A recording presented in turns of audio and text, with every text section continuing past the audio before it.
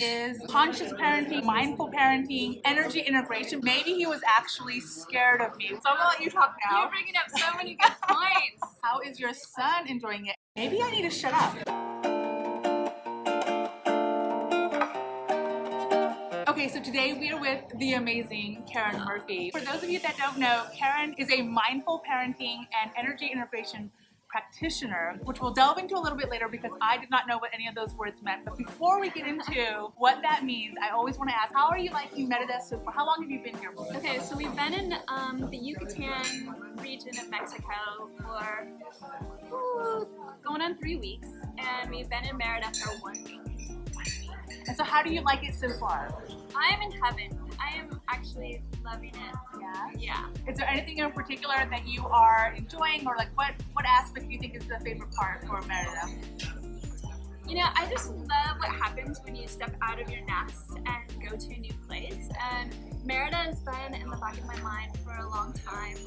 And just like the new people, the fresh vision, the vibrancy, everything is brand spanking new to these eyes that have never been here, right? And so just like engaging with curiosity. I've traveled enough that that's not a challenging shift so much, especially in Latin America. So I just know, you know, just like engaging my curiosity. I wonder what I'm gonna stumble upon today. I wonder what I'm gonna see. I wonder what trees I'm gonna meet. I wonder what amazing people I'm gonna connect with.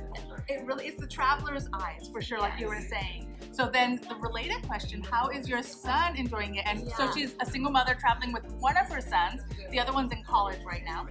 And so how is your teenage son dealing with traveling on this occasion, I guess? Oh, that's such a good question. And you know, it's funny when you travel with family members, you have this journey together, but you also have these individual journeys playing out. And I had forgotten that. So my son is on this journey where he's actually feeling much more challenged than I am being here. He's feeling like a little bit like a fish out of water. He's having his own hero's journey, you know, and bumping up against the trials of what it is to travel in a place that's so different from his home. And so yeah, that's been a piece of my parenting in the last couple of weeks, of especially of just like supporting him to be on his path and, you know, move through that journey and know himself more, because that's ultimately what he's doing. But also like to allow for my own feelings about it all. Because, you know, we had these big vision and it's not quite turning out that way. Like, so I had some disappointment and some sadness. So that's a big piece of travel that maybe you don't think about ahead of time.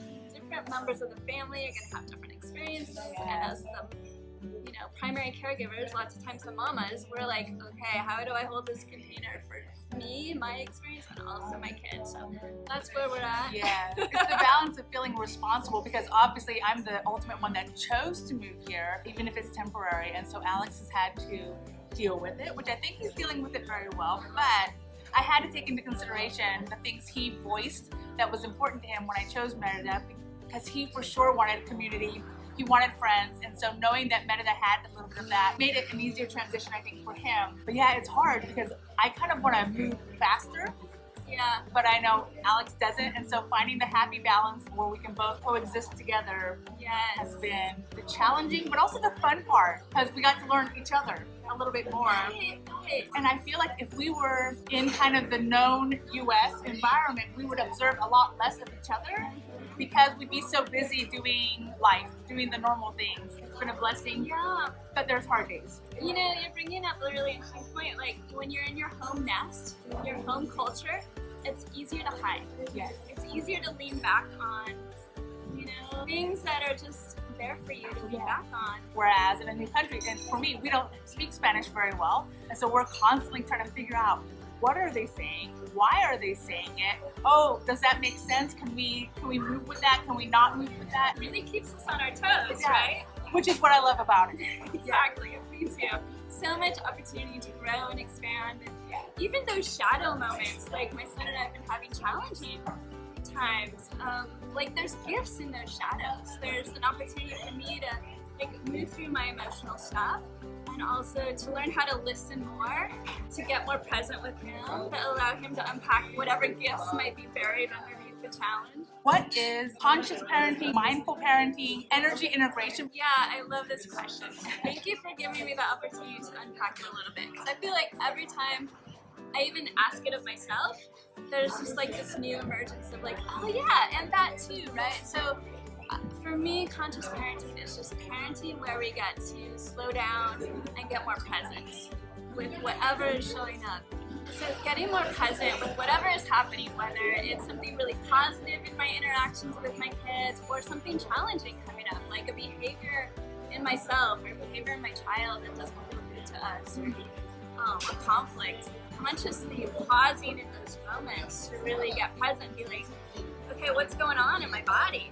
You know, and also be guiding my kid, what's going on in your body? Just taking those pause moments to check in and be like, okay, what's happening right here in this conflict? What's going on with me first, right? Because first of all, this is like everything that comes out of us as parents is like a reflection of how we're feeling on the inside. If I'm feeling conflicted, triggered, challenged, then that's gonna be like clutter in my field, my relationships, right, with my kids, whatever.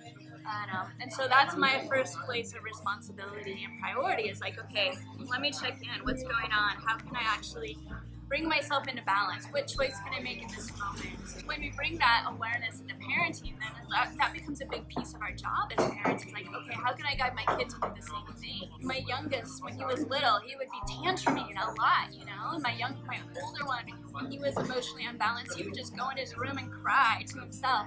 And that was the point where I was like, how do I support both of these kids with both of these expressions to come back into balance? And that really started me on the path of conscious parenting. You know, and for parents, a lot of times, when you have more than one kid, often one of your kids is going to be a little bit more like you. So you're like, okay, I get this. I used to do that. I used to go cry in my room when I was alone. I know what that feels like. But my youngest was then your other child is going to be different. Might be the one who triggers you the most, or is calling you to look at aspects of yourself that you haven't ever noticed, or it's just going to keep you on your toes more. So that was my child who tantrumed a lot. And that's the way my brother showed up. And so it brought up all these memories from childhood of when my brother was really tantruming. My parents were clueless. They tried their best. They tried to figure it out, but I could tell in my little kid ultra sensory awareness, I could tell they have no idea. And so that kind of made things feel a little unstable for me, and I would go and close up even more, because I was like, oh, there's no emotional space for me to show up fully, so I better make some room for him because he's taking unconscious, but this is the things that kids do. I think the phrase we use a lot is that they need more attention, and so they get the attention of the parents, and then the other child maybe doesn't get as much attention, and so that's a situation I hear a lot in families that have more than one child. Not something I can relate to on my level, and even as a child, because I'm the oldest of 5 children, I feel like we were somehow, I don't want to say equally balanced. We had moments where, let's say, one child needed more attention during a season, and then it would just switch to another child. I think so. Big picture, I didn't feel the unbalance. But maybe some of my younger siblings did, right? Because we all have different perceptions of what was going on. So yeah. And what kids are really ultimately looking for is that the parent is stepping in to take responsibility for their stuff. That they can handle it. And that's actually not always true sometimes, right? That we can handle it. So that's a big piece of conscious parenting too, is to getting ourselves on that pathway of like, okay, what it would be for me to handle my own emotions and choose my more positive way of bringing myself into balance, so that I can also show up with more presence to be able to support you to handle your emotional state. Not just as parents, but just my personality. I want to solve the problem. Yeah. So within the inner circle, Karen does what's called a conscious parenting circle, which I think of honestly as kind of therapy for moms to talk about their issues maybe with their child. I've never gone to a live one. I've always done the replays, which we don't do replays anymore, I think, because it's too personal. Yeah. But early on, there used to be replays for these videos and I would watch them. I got to skim a little bit of the concept that you teach on when it comes to conscious parenting. So good. so good. Huge benefit of being part of the inner circle. And so because I couldn't go to the live ones, and also because she stopped doing the replays, when you offered your Parenting for Inner Balance course, I was like, ooh, this is the one that I need to tap into, because then I can, of course, hear a little bit more about the background, the science, just the concept that I didn't fully understand. And I had access to, again, Marco Polo, so I could ask any questions or talk about the things that were going through my mind as I was taking the course, and it's been amazing. Highly, highly recommend. Which, by the way, is not just for single parents, right? Married couples, right? Families can do it as well as single dads, so it's not specific. When Alex was little, he was like, so we're talking like toddler years, before school age, he was a very biddable child. So if I said jump, he would jump. If I said eat your vegetables, he would eat it without arguing. So I thought that I was, blessed, which I am blessed, but I thought I was blessed with a child that just happened to enjoy absolutely everything that I told him to do, because he did it with a smile. He didn't complain. I was ignorantly happy that my child did what I wanted him to do. And it wasn't until like maybe right before school age that I started to notice that maybe he didn't enjoy all the things I was telling him to do. Maybe he was actually scared of me, which is it was an uncomfortable thing to think about, but I tend to get loud. I have my passionate moments. And so I associated being scared of your parents with spanking. So I don't spank Alex, I've never spanked him. And so when I realized he was still scared of me, it was a little bit of a shock. Why would he be scared of me when I've never hit him? But it's literally, I think, because I can get loud and I can be, what's the word I want to use? Tactless, abrasive when I get loud, right? Especially when I'm frustrated. And I think those moments are the things that made him scared. And so it made him much more biddable. I didn't have to yell. I could just ask him to do something, and he was afraid of the yelling to happen, of the loudness to happen. And so he just did what I asked him to do. And so I had to train him. I quasi-trained him, I think, even earlier, but I became much more intentional with this training of, I don't understand your mind. I'm not psychic, right? So if you don't want to do something, I had to teach him that it was his right and kind of a duty, his obligation to tell me. Tell me if you don't like onions. I'm not guaranteeing I won't give you onions, but I am guaranteeing that I'll take it into consideration for the next meal. And so if there are things you don't want to do, I need to know so that I can observe a pattern, or in my mind at least, help you get over it, right? Because some of the things Alex didn't want to do I thought was super healthy for him. And so, but I wanted that dialogue, that team concept between me and Alex, so that he could have a voice, because it's just the two of us, right? And amazing though I am, I'm not psychic. I don't know what brings him joy if he doesn't tell me. Yeah.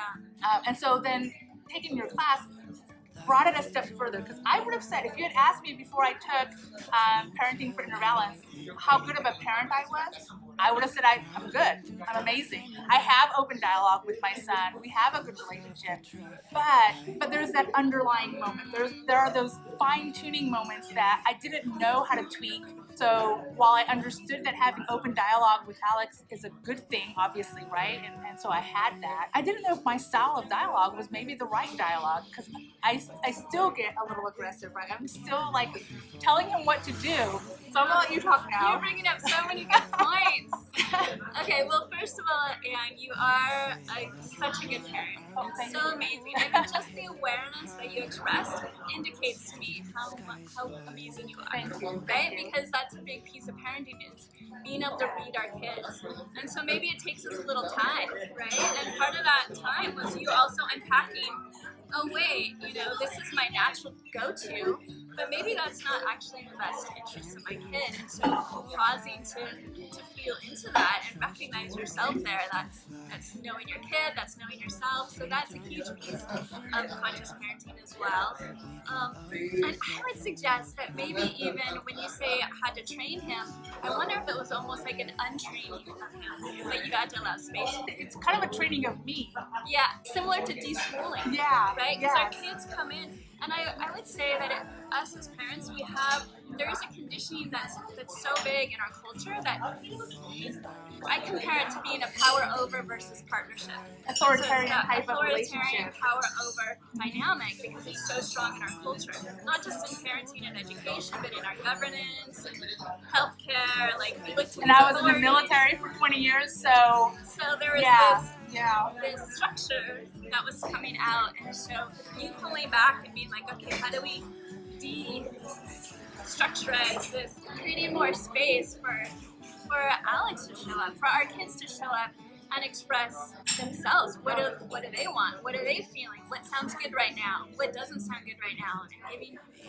And you know, like you said, we are still the moms, and we have this wider perspective on what might be ultimately good. But the more we can give that space for our kids to know themselves, the more they're going to be actively stepping in to recognize the signs of their own body, the signs of their own mental state.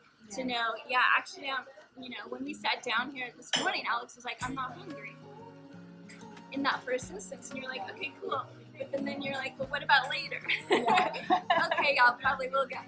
You know, we want everything good for our kids. We want them to be so healthy and happy. And so that means, here, let me give you this and this and this. But, you know, like also giving them the space for their own autonomy. That's a big need of theirs as they grow up.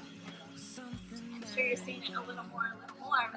You also spoke to the different natures of kids. Like your kid had this nature of, you know, wanting to please you and wanting to be like, okay, this is needed, so I better do it. And there's a lot of kids who are the opposite. They're like, not me. I don't want that, you know? And it's like both of them. How do we show up? Yeah.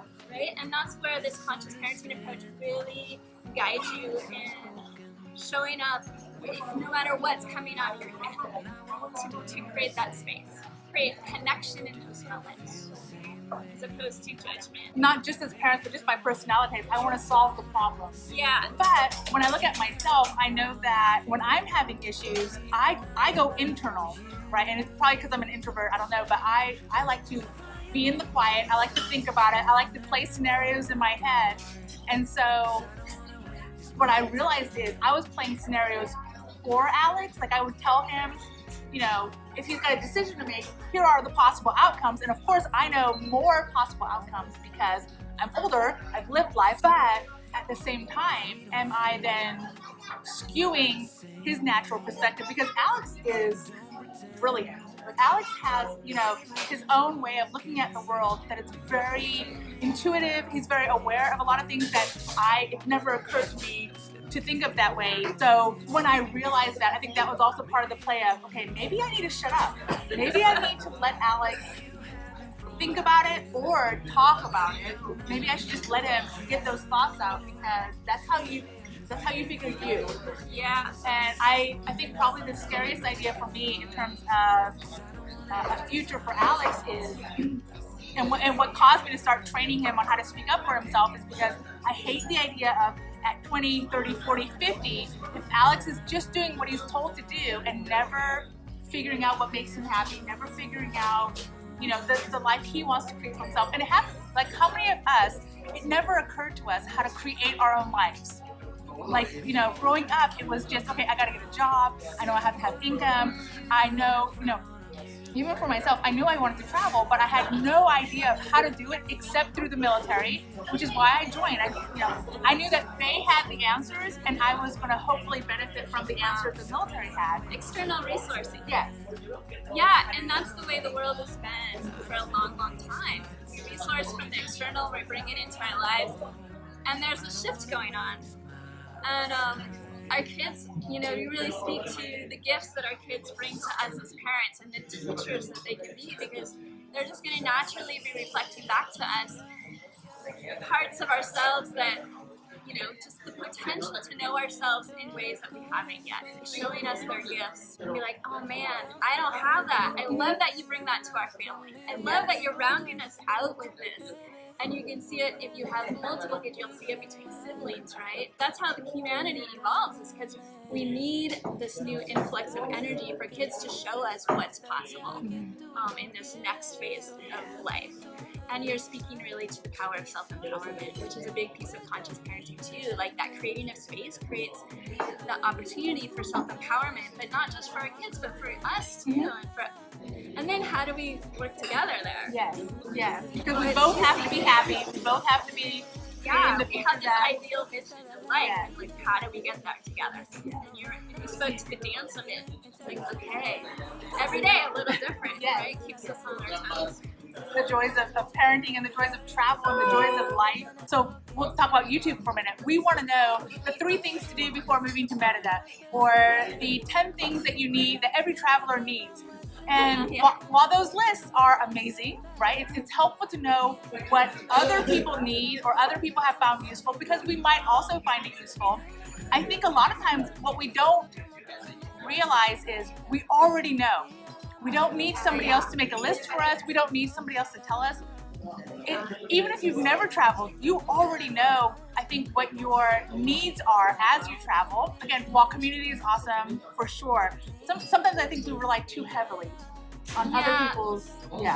I think what it relates to me when I'm wanting to watch those videos, I'm like, okay, let me project myself into what I'm going to need so that I can feel more secure in going, right? And maybe there's definitely a service in that.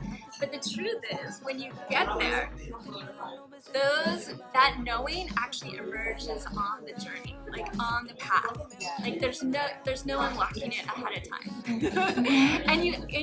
and that's where self-empowerment comes, right? When you unlock that, you're like, hey, I just figured this piece out. And I read 3 articles about how to do it before I got here, but when I was here, I realized there was so much more, and I figured it out, and I feel so empowered by having done that. And what if we took that into our kids too? Full permission for you to do you, you know?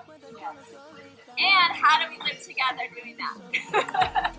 Which is what makes every day exciting. Exactly. Yes.